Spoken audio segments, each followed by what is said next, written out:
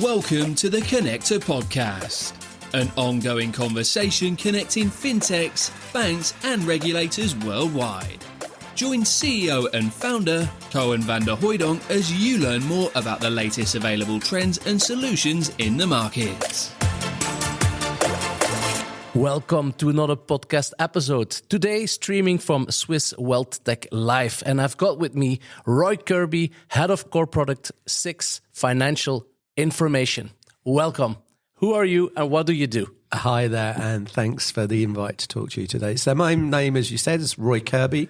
I work for 6 Financial Information, and I'm a product manager. I head our core products, and I look after things like price data for financial instruments. I look after reference data for financial instruments and corporate actions for financial instruments. So we run a global business here at 6. I'm here at the conference today to talk about what we've done with AI, what we've learned so far. Yep.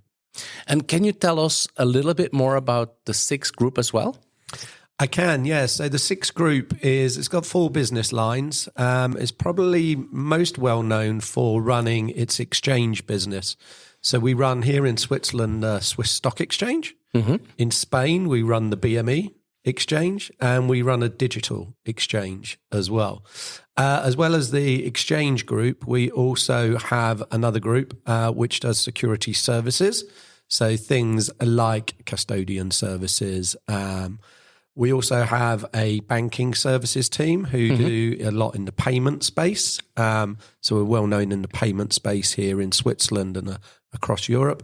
And I work in the financial information part of the business, where it does what it says on the tin. We provide financial information globally, be that what I look after or things like ESG data as well. Interesting. If I may, what do you see as being the biggest challenges today within your space? So I think the biggest challenges, and we were talking about it a bit earlier at the conference today, is particularly in WealthTech here.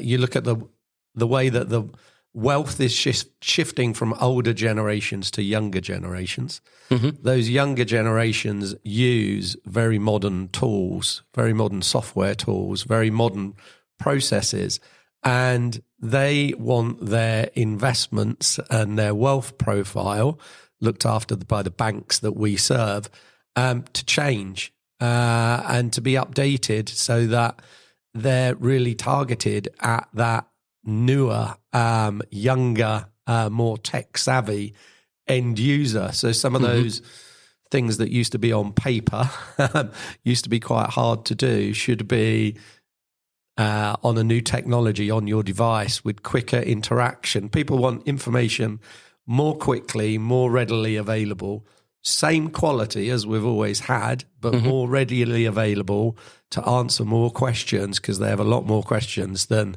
the previous generation had. And the oil to the engine is data. Exactly, that's it, yep. Yep. And in the data space itself, you mentioned sustainability. I mean, a lot of challenges today, not only in Europe, but the rest of the world. So how are you coping with these challenges? I was talking to one of your colleagues earlier, and I mentioned an analogies like baking a bread. You're responsible to bake a bread, and you know that people that eat it can have allergies, but you don't necessarily know what is in the ingredients. So it's a very tough job. It is. And I think if you look at that, so sustainability, what are we doing? We're obviously creating data products. So data products around sustainability. So for example, we've just launched some new climate data that can be distributed to our end customers. So there's the data element of it, which is obviously important. But look, we also look internally at sustainability as well. So things like making sure we're a sustainable company in the way that we deal with employees, but also in the way that we do things like traveling for events. So, for example, this event here today, nobody has flown to this event from 6, So we have the data, we're producing the data, but we're also trying to live this model internally as well, because I think culturally there's a bit of a cultural shift that organizations need to have as well. So we're trying to embed that in a lot of our staff. That's nice. You earlier also said SIX has different elements, different departments. One of them is very well known, is SIX Digital.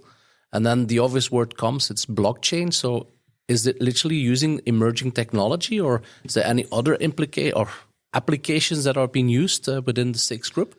Or within your own domain even? Yeah, so technology-wise, I was talking at the conference earlier, and I was talking about what we've done with AI, so artificial intelligence, and particularly around what we've done with large language models. Interesting. And what we see there is large language models, and probably the most famous one that people will know is something called ChatGPT, is how do you take that and how do you get the efficiencies in your organization that a tool like that brings, but without making your data exposed globally to everybody? Because if you use ChatGPT on your Google search engine, you'll notice that actually where the data's come from is hidden from you, and that's because a lot of people want to hide where their data comes from. We don't want to hide where our data comes from because we're a quality data source. But how can we internally in our own private cloud with our own private networks bolt on a tool like ChatGPT to expose our data in a nice, easy to use, friendly to use way that gives people efficiencies? So if I can, I showed a small demo earlier, which very simple, somebody looking for the 5 biggest gainers of a stock exchange in the last 5 years. Now, you can do that on what's called a market data terminal. You can do that. Somebody can do that. We timed our expert user of that terminal. He took about a minute to be able to do that, to find the top 5. Which is not bad, by the way. Which is not bad, by the way, which is quite good. We put ChatGPT onto the front of that interface. It took 10 seconds to do exactly the same thing. So for a non-expert user, has saved 40 seconds. You multiply that 40 seconds up by how many times you do that sort of query, and particularly here for the wealth industry, instead of focusing on those routine tasks that you need to do and taking 40 seconds or a minute, they take 10 seconds, and then you can focus on what you should be doing. And what you should be doing is having that relationship with your end customer, because that's where your value is. So it's how do you use those tools to make that sort of thing happen is what we're looking at the moment. It is a market trend at the moment that a lot of us do RPA, but it seems that now indeed with ChatGPT, the next level of RPAs are coming where AI is used to also do those little things as well. So it makes sense. Yeah. And what we're not saying, what we're saying is still there is a human involved. The human makes the decision. The machine does not make the decision. The human makes the decision.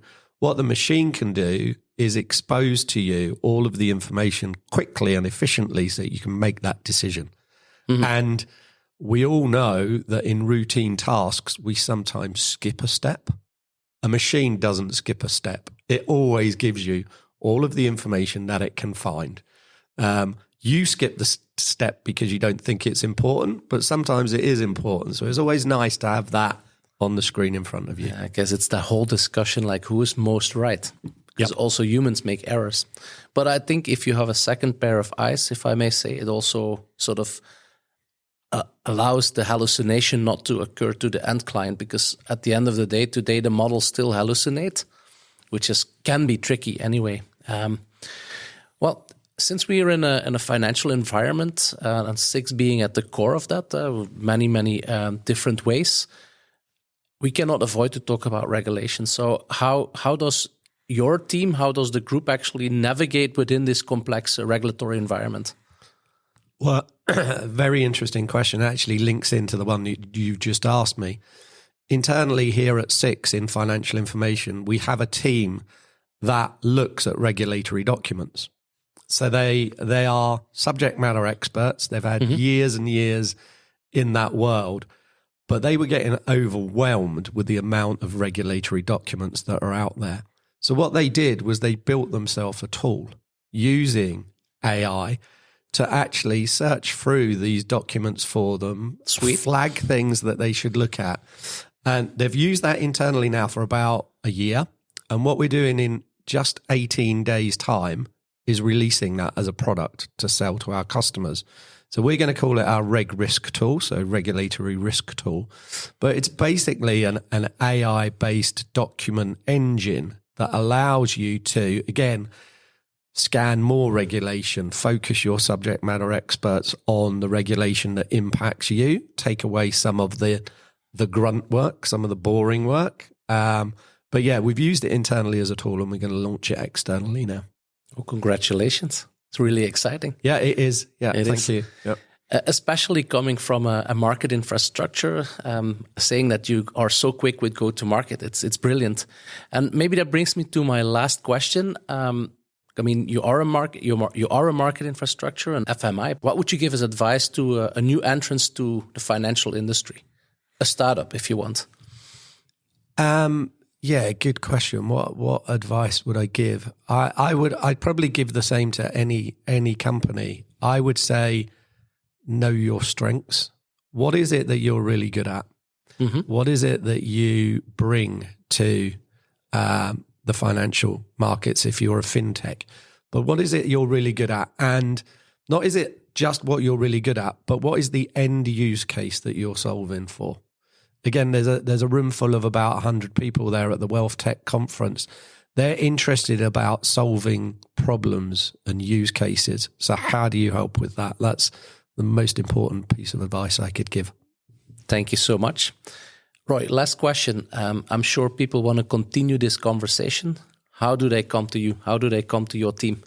So probably the easiest way is, I think most people use LinkedIn. So contact us over LinkedIn. My name's Roy Kirby. So search for Roy Kirby and Six or Six Group. Ping us on LinkedIn. We're always interested to meet new interesting people. Thank you so much. And thank you also to the audience for staying tuned. And we're going to get more live from this event. So stay tuned. Thank you very much. Bye-bye. Thanks for listening to another episode of the Connector Podcast. To connect and keep up to date with all the latest, head over to www.jointheconnector.com or hit subscribe via your podcast streaming platform.